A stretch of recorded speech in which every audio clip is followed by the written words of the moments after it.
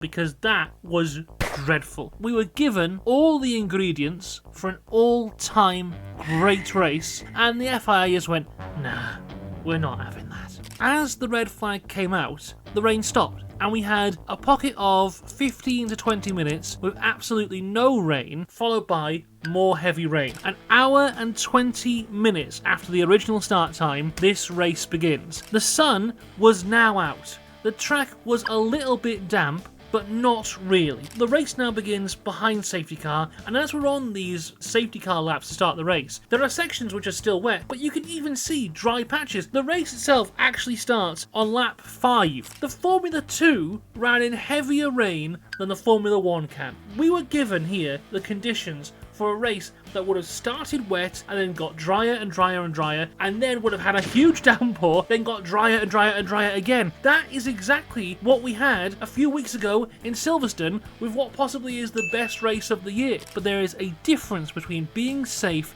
and being overly cautious, because by the time we were going around the safety car, it was more than safe enough to be racing on. I have no idea why they decided a rolling start. That ruins the whole excitement of the first lap. If everyone can keep it on the track, you're going to have a pretty basic opening lap. Formula 1 has made stars from wet races. Jackie Stewart in the Nürburgring, you have Michael Schumacher in Spain, Damon Hill in Japan, Lewis Hamilton in Silverstone, Jenson Button in Canada, Max Verstappen last year in Brazil, Ayrton Senna, Donington. Even if you'd just gone behind the safety car then, a dry line would have emerged incredibly quickly. We could have got this race started, we could have had a fantastic race. What makes it even worse is when the race actually started, we had the crappiest race of the year. Part of me was like, I understand why you're delaying this, but the decision to have a rolling start baffles me. You could say, oh, well, that side of the track is more wet than this side of the track. It would have been equally wet if you'd started half an hour earlier. This is some of the most ludicrous decisions we've ever seen in terms of racing, and I'd love to have an interview now with the FIA. The people need to be held accountable because that was